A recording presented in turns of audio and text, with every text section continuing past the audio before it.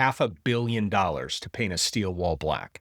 Let's just start right here. Now, if you look at the structure that's behind me, it's tall, and today we are also going to be painting it black. That is specifically at the request of the president, who understands that in the hot temperatures down here, when something is painted black, it gets even warmer. $500 million to paint the American side of a steel wall black? Let's just say they have some way to squeeze a roller through and paint the Mexico side of the wall too, but they cut 30,000 jobs at the VA, all under the guise of efficiency. A quarter of the IRS has been gutted. The entire departments, like USAID and education, have been slashed to the bone. While they're calling this efficiency, I call it fiscal cosplay with real casualties, because what they're doing isn't about saving money. It's about optics, theater, the illusion of action. Hi, I'm Essy with The Dark Left. My content tackles political hypocrisy, failed conservative solutions, and facts that usually get ignored. If you want blunt honesty with receipts, sarcasm, and some actual fixes, we do that here. Back to it. So here's their grand master plan. Spend $500 million to paint the border wall black, which factors out to about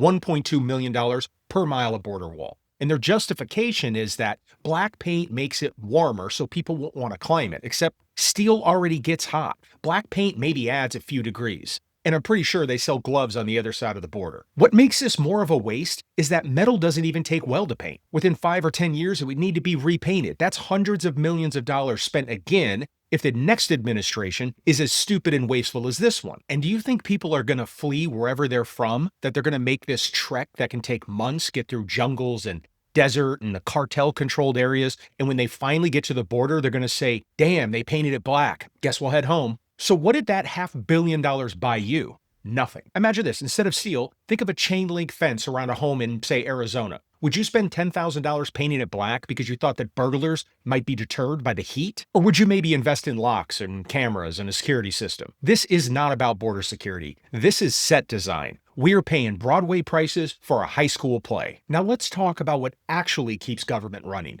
People. Since January, 148,000 federal employees have already left through firing, resignation, and forced buyouts.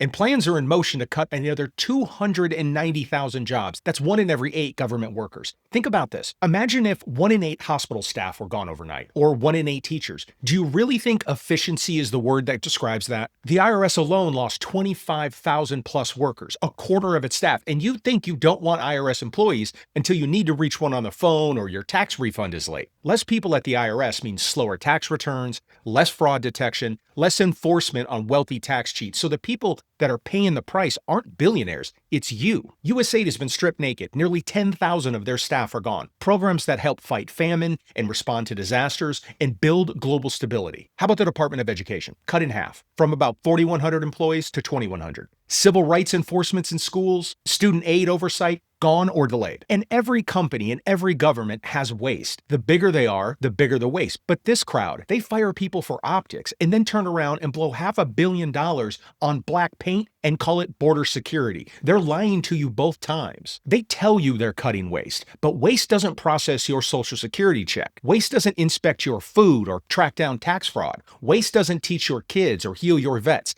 People do, and they just keep firing them under the guise of efficiency. And here's the part that should make every American's blood boil. Veterans. The VA is on track to lose 30,000 jobs by the end of 2025. 17,000 jobs are already gone, and there's 12,000 more up on the chopping block. And at one point, they floated cutting up to 83,000 jobs, rolling VA staffing numbers back to 2019. Except now, there are millions of new vets that are enrolled thanks to toxic exposure legislation. The PACT Act opened the doors for millions of veterans exposed to burn pits and Agent Orange and toxic water. It said, you deserve care, and the vets came rushing in, filing claims, enrolling in healthcare, finally getting the benefits they had been denied for decades. The problem? While more vets come through the front door, this administration quietly fired the staff who kept the lights on. So the VA budget balloons, but the capacity collapses. More money, fewer people, and the veterans are the ones that get stuck in the middle. DOGE fired over 2,500 VA staff and canceled 500 contracts.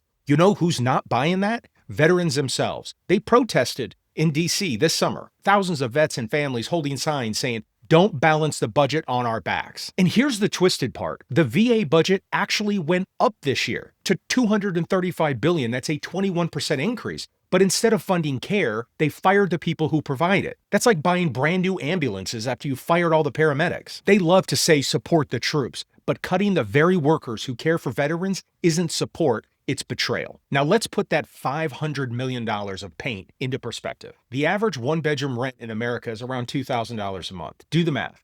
$500 million could cover over 250,000 months of housing, or over 20,000 families in safe housing for an entire year.